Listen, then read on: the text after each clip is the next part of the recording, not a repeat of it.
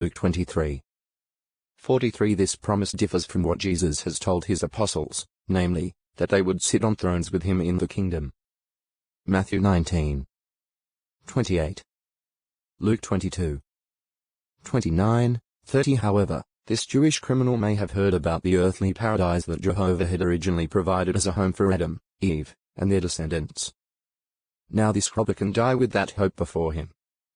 Jesus is nailed to a torture stake. The sign over Jesus' head provokes mockery. Jesus offers hope of life in paradise on earth. Why does Jesus refuse to drink the wine offered to him? What sign is posted over Jesus' head, and how do the Jews react to it?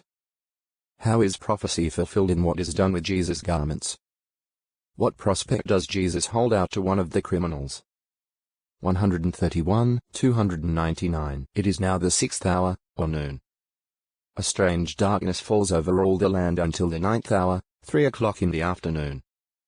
Mark 15:33. This eerie darkness is not caused by solar eclipse. Those occur at the time of the new moon, but this is Passover season, when the moon is full. And this darkness lasts much longer than the few minutes of an eclipse. So God has caused this darkness. Imagine the effect this must have on those mocking Jesus. During this dark period, 4 women approach the torture stake. They are Jesus' mother, Salome, Mary Magdalene, and Mary the mother of the Apostle James the Less. The Apostle John is with Jesus' grieving mother by the torture stake. Mary watches the son she bore and nurtured as he hangs there in agony. For her, it is like being pierced by a long sword. John 19:25. Luke 2:35. Despite his intense pain, however, Jesus thinks of her welfare. He makes the effort to nod toward John and say to his mother, "Woman, see your son." Then, nodding toward Mary, he tells John, "See your mother." John 19:26-27. Jesus is entrusting the care of his mother, who is evidently now a widow, to the apostle whom he especially loves. Jesus is aware that his half-brothers, Mary's other sons, have not as yet put faith in him.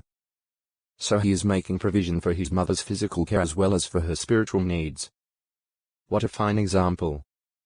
About the time the darkness ends, Jesus says, "I'm thirsty." In this he is fulfilling the scriptures. John 19:28. Psalm 22:15. Jesus senses that his Father has, as it were, withdrawn his protection so that his son's integrity might be tested to the limit. Christ calls out in what may be Aramaic of a Galilean dialect, "Eli, Eli, lama sabachthani," which means, my God, why have you forsaken me?"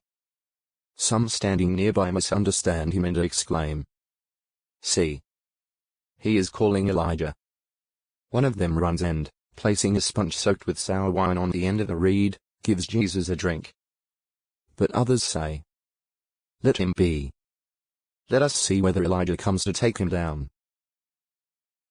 Mark 15:34-36. Jesus then cries out, "It has been accomplished." John 19:30. Yes, he has accomplished all that his Father sent him to earth to do. Finally, Jesus says, "Father, into your hands I entrust my spirit." Luke 23:46. Jesus thus commits to Jehovah his life force, confident that God will restore it to him. With undiminished trust in God, Christ bows his head and dies. At that, a violent earthquake occurs, splitting rocks.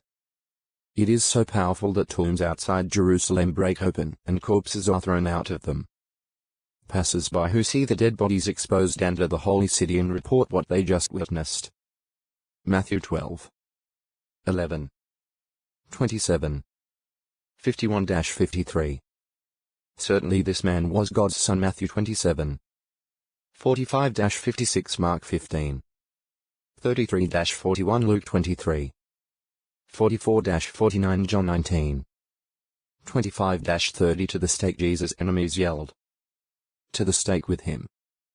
John 19:15. The basic Greek word for stake used in the Gospel accounts is staumiddle.ros.